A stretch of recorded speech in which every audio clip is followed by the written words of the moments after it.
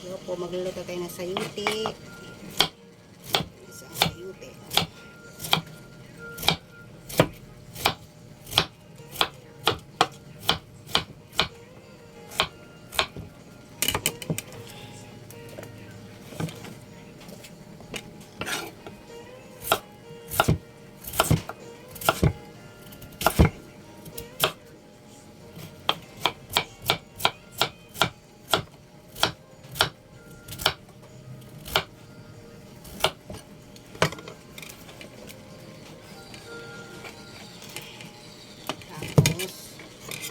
Itong ating ricado, yan, giniling, saka kailangan natin ng sibuyas, kamatis, mahalang kamatis kaya isa lang, bawang.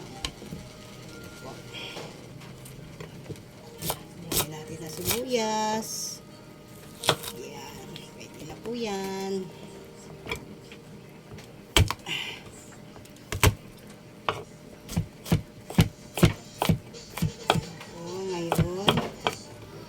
Magpapainitan na ng kawali. Ayan. Stop muna na. Painitan po tayo ng kawali. Ayan po. Ayan tayo ng pananghalian. Kaya magtatagal na po. Lagyan na po tayo ng mantika. Tigaan na po natin. Ayan. Para makapag-isa na tayo, mga kananay. Ayan na po. Natin sa bawang.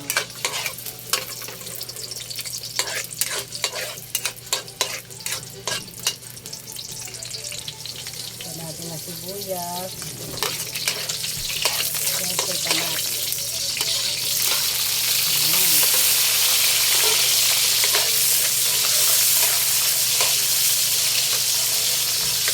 Okay.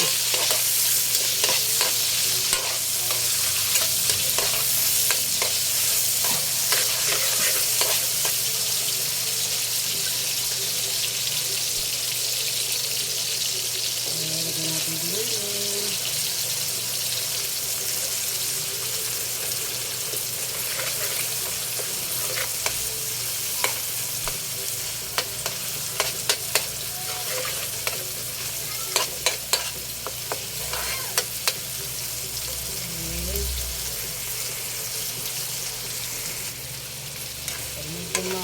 Bango na siya at medyo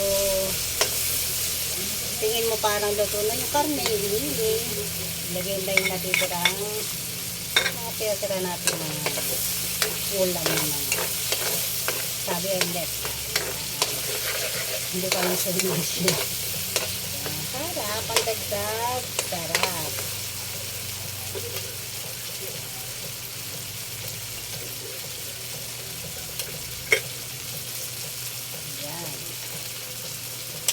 Sarap po yan, mga kananay. Alam niyo naman tayo mga nanay, kailangan natin isipin kung paano tayo makakatipid sa ating ulam para sa ating pamilya, pero masarap. Diba? Ayan, pag medyo ano na siya, medyo okay na po siya, lagyan na natin ng toyo. Hindi po yung toyo natin. Ayan. Lagyan lang. Oyster. Pang palinamnam.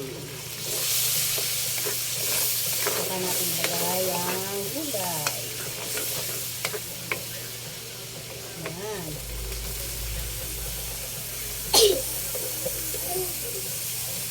Ito yan mga kananay.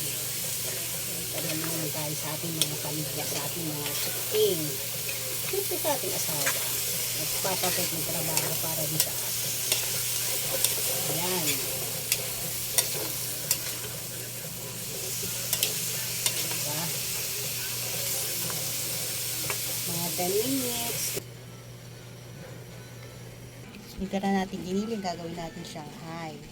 Siyempre, kailangan natin ng celery, daan ng sibuyas, bawang kung sibuyas. Okay na po yan kasi para sa pamilya natin. Ito yung pang-finish product ng ating gulay. Sarap. Kain na po. May puli. Kain tayo pananghalian. At ang ating Shanghai. Okay, bye.